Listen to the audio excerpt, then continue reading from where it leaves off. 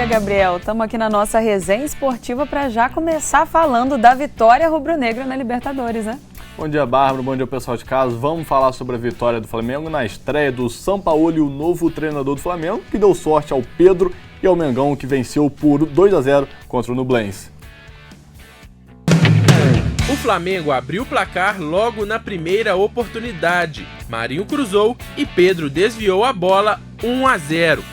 E o Pedro estava inspirado. Ele chutou forte para a defesa do goleiro do Nublense. E na recuperação de bola com o Marinho, tocou para Pedro ampliar o placar. 2-0. Fim de jogo. Flamengo 2, Nublense 0.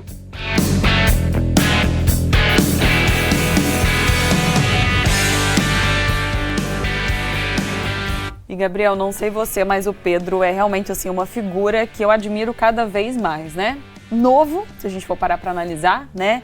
E um perfil super sólido. O time pode às vezes nem estar tão bom e ele está sempre bem. E nesse caso que o time estava bem, ele consegue explodir ainda mais, né? Exatamente, concordo com você. O Pedro mais uma vez foi muito bem. Também teve outros jogadores que fizeram uma boa partida. Vou destacar aqui também o lateral direito Wesley, que entrou no segundo tempo.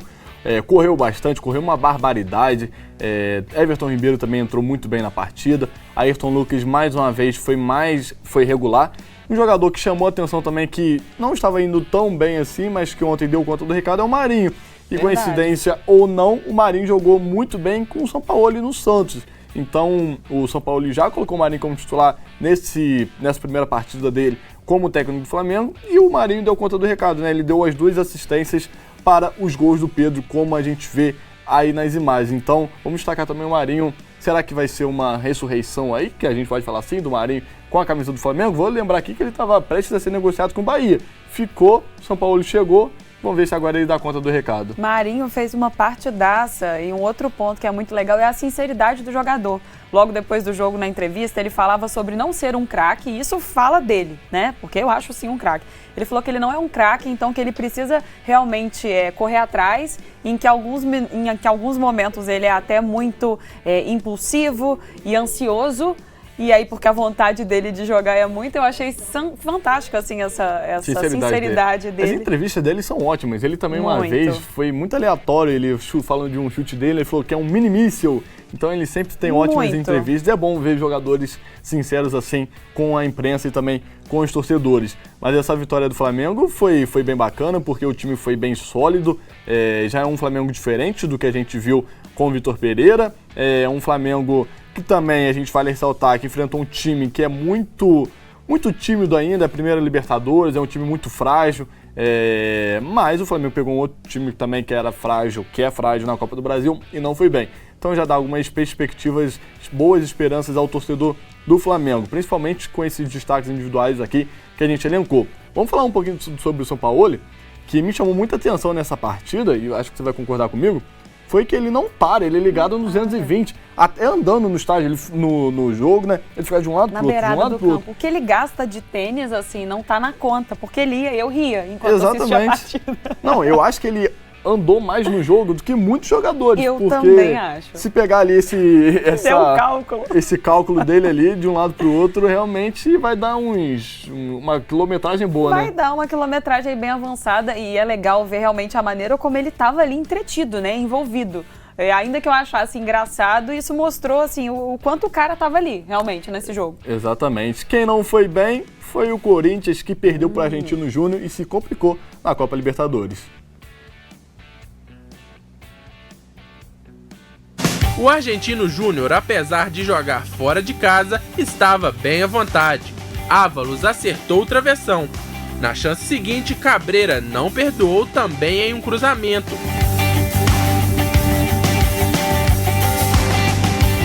As poucas chances do Corinthians foram com Fábio Santos desarmado na hora do chute. Roger Guedes após a falha da zaga do time argentino. Tabela não concluída de Paulinho e Yuri Alberto. E Paulinho com a sobra do escanteio, mas foi pouco. Argentino Júnior 1, no Itaquera, Corinthians 0. Que surpresa ruim para a torcida corintiana que vaiou o time, né? time foi bastante vaiado no fim da partida e aumentou a pressão em cima do Fernando Lázaro, o técnico do Corinthians, que está na corda bamba. Já há uma discussão sobre a demissão do treinador. De fato, o trabalho dele não é bom. Ele vem de um revés na Copa do Brasil por 2-0 contra o Remo, que também está pressionando bastante o técnico. No Campeonato Paulista, o Corinthians não chegou nem na semifinal nem na final. Enfim, é um trabalho que está sendo revisto e, de fato, tem chamado a atenção. Esse time do Corinthians, além de não estar conseguindo os resultados, também não está jogando bem. E ontem foi mais uma vez. O primeiro tempo a gente viu que foi a lá Libertadores. Quando o time argentino faz gol fora de casa, ele depois se fecha. É uma cera enorme, enfim. Para quem está assistindo é um tédio. Exatamente. O Argentino Júnior soube aproveitar desse nervosismo do Corinthians, sabendo que não vem de um momento bom. E aí fez esse gol, teve uma outra chance também que a bola bateu no travessão. O Corinthians, de fato, só foi pressionar no fim da partida, quando já estava precisando do resultado, né? Vamos com tudo que vai ter que sair o gol. Enfim, até então, o Corinthians pouco tinha incomodado e demonstrou o time argentino. Muita dificuldade de criar, né? Realmente, foi fazer esse trabalho aí só no finalzinho. E a situação do técnico pode piorar, porque ainda tem derby paulista, tem também confronto direto na Libertadores, então esse calendário também não está ajudando o técnico Fernando Lázaro do Corinthians. Na terça-feira também teve bola rolando na Copa Libertadores, teve vitória do Fluminense por 1-0, teve também vitória do Internacional por 1-0, a gente vai mostrar as artes aqui para o pessoal, confirmando os resultados. Essa vitória do Fluminense chamou atenção porque o Fluminense tem 2 vitórias e 2 jogos, é o único brasileiro com 100% na competição sul-americana. A gente também tem o Internacional vencendo aí por 1-0, bem importante essa vitória do Inter, e foi um golzinho lá no finalzinho com o Alemão, já aos 92 minutos praticamente, prestes ao juiz encerrar, então muito importante essa vitória aí do Internacional. Hoje tem mais bola rolando, tem Palmeiras precisando vencer. O Palmeiras, assim como o Flamengo, perdeu no jogo de ida, no primeiro jogo da Libertadores, e os dois estavam com o time reserva, né? Então o Palmeiras aí precisa bastante dessa vitória. E vem desfalcado. Bastante desfalcado, Bárbara. Da lista de ausência, 4 vinham sendo titulares: Murilo, Rony, Rafael Veiga, Bruno Tabata. Mas tem um retorno importante aí, que é o Piquerez, lateral esquerdo do Palmeiras, que estava fora já há um tempinho, pode retornar nessa partida. O Cerro Porteño também tem alguns jogadores que é conhecido no Brasil, tem o Jean, tem o Eduardo Brock, tem minha colinha aqui, tem o Pires da Mota, que jogou no Flamengo, que inclusive está jogando de zagueiro lá no Clube Paraguaio, tem o Aquino, que também jogou no Fluminense, tem o Turim, que jogou no Atlético Goianiense, no Grêmio. Então tem bastante jogadores conhecidos que também pode ajudar o Abel Ferreira na hora de escalar a equipe do Palmeiras, né? E diferente do Corinthians, a gente está falando ali de uma situação, né, deixando a rivalidade paulista à parte, o Palmeiras, em compensação, ele já consegue se manter de uma forma extremamente estável, né? Abel Ferreira, tenho certeza que não se sente em nenhuma corda bamba, mas vem dessa derrota, né, do primeiro jogo pela Libertadores. Então, sem dúvida, assim, tem que fazer agora. Para mostrar, né, a que veio. Exatamente. O assunto agora é sul-americano, porque o América Mineiro jogou ontem e não foi muito bem na partida. O América Mineiro perdeu por 2-1. A gente vai colocar as imagens enquanto eu vou comentando sobre essa partida, porque o América Mineiro venceu na primeira partida com o Peñarol, vinha de uma boa competição aí na Sul-Americana e agora perdeu a liderança. De fato, o Defensa e Justiça é uma boa equipe. Jogar contra time argentino, seja qual for a equipe, é sempre difícil, sempre há muita rivalidade. Futebol argentino, né, é outro nível. Exatamente. O Coelho falhou no início do segundo tempo, sofreu os gols, como a gente está vendo aí o primeiro, também sofreu mais um.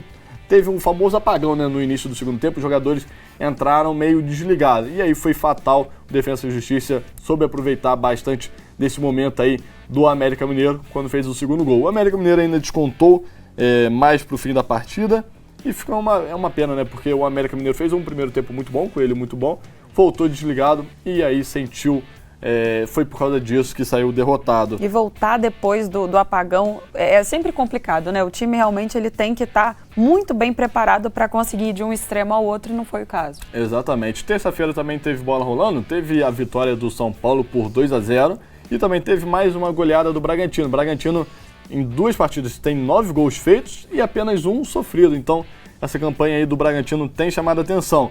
E aí a gente tem ali o São Paulo que venceu e mesmo assim o Rogério Ceni foi demitido. Ixi. Então foi além do resultado, né? Ele já vinha também sendo bastante pressionado, ele não estava muito bem. O São Paulo não estava jogando bem, esse jogo foi mais um desse caso. O São Paulo fez gols no segundo tempo, o primeiro tempo foi muito fraco. E se eu pudesse ter sugerido ao Ceni, assim, Gabriel, para não assumir isso pro São Paulo, porque ele já tinha toda aquela carreira e aquela imagem, né, para a torcida, de um jeito assim, distante, né, quase que é realmente um rei, né, assim, para os torcedores. E aí, a partir do momento que você assume uma determinada vaga que ameaça isso, pode atrapalhar todo um histórico já de muito sucesso. Concordo com você, Bárbara, assim como foi também o Dinamite como presidente do Vasco, que era o presidente quando o Vasco caiu, enfim, realmente essa relação de ídolo com o clube, depois do que acaba ali nas 4 linhas, sempre tem que tomar muito cuidado para não prejudicar a imagem, é muito arriscado. E também tem bola rolando hoje pela Copa Sul-Americana, tem o Botafogo jogando contra a Universidade César Valerro e também tem o Santos contra o time do Audax Italiano. Curiosidade sobre esse Botafogo, vai enfrentar o Loucabreu agora como técnico. Ídolo Loucabreu, reencontro, vai ser bastante legal. E o filho do Loucabreu joga no Botafogo, né? Mas ainda é da categoria de base. Então bem legal isso também. E o Santos aí que venceu a primeira, quer confirmar uma boa fase aí na Sul-Americana, vai com tudo para poder vencer a equipe do Audax Italiano dentro de casa. Os dois jogos, um jogo às 7 horas da noite, que é o caso do Santos, e o do Botafogo às 9 horas da noite, os dois jogando em casa. Bárbara, a gente volta na segunda-feira atualizando a rodada do Campeonato Brasileiro, porque é Copa Libertadores, é a Copa do Brasil, é brasileiro. Eu sei que é difícil de acompanhar, mas a gente está aqui para mostrar ao pessoal as atualizações, né? Exato, obrigada, Gabriel. O nosso papo foi ótimo.